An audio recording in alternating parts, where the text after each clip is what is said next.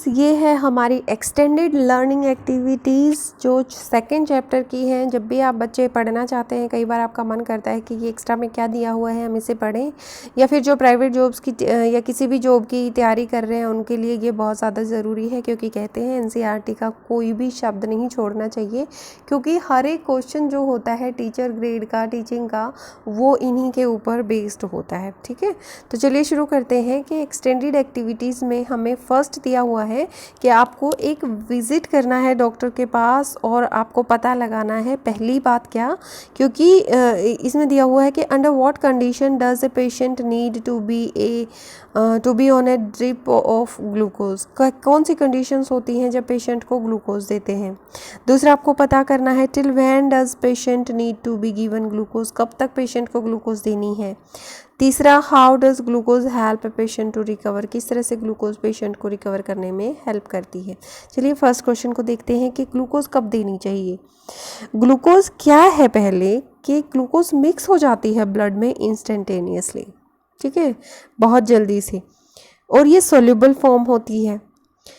Patient जो होता है, breakage of food slow down होता है क्योंकि वो बीमार होता है। अगर हम उसे खाना देंगे, सपोज हम उसे चपाती देंगे, तो वो उसे तोड़ नहीं सकता क्योंकि बीमार हो गया है भाई।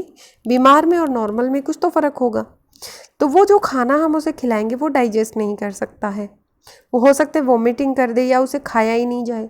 Hence glucose is given because it release instant energy. In short ये इंस्टेंट एनर्जी देता है, ब्लड में मिक्स हो जाता है, ये बहुत ज़रूरी है, तो आप इस तरह से इसको लिख सकते हो।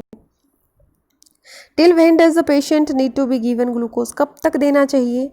देखिए, in the instances of serious injury, when there is heavy blood loss, severe dehydration, major surgeries in which patient is not capable of taking food, etc., she is given glucose via drip. कब दी जानी चाहिए glucose drip, कब देते हैं।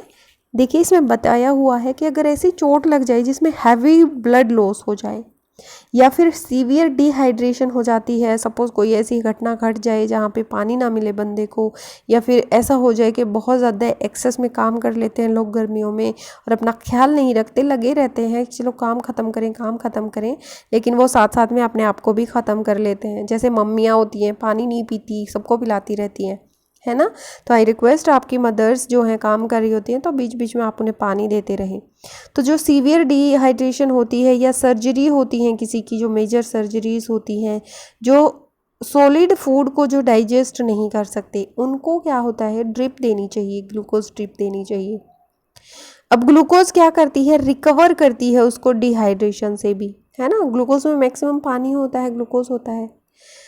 उसके बाद आता है how does glucose help a patient to recover, किस तरह से हेल्प करती है रिकवर करने में। A patient need to take glucose drip until her और हिज डाइजेशन बिकम हेल्दी। जब तक उसका डाइजेशन हेल्दी नहीं हो जाता तब तक उसको ग्लूकोज देनी चाहिए, ठीक है।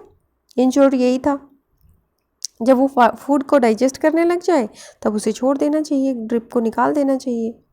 उसके बाद आता है find out when vitamin are and get the following information. What vitamins are, vitamins क्या होती हैं।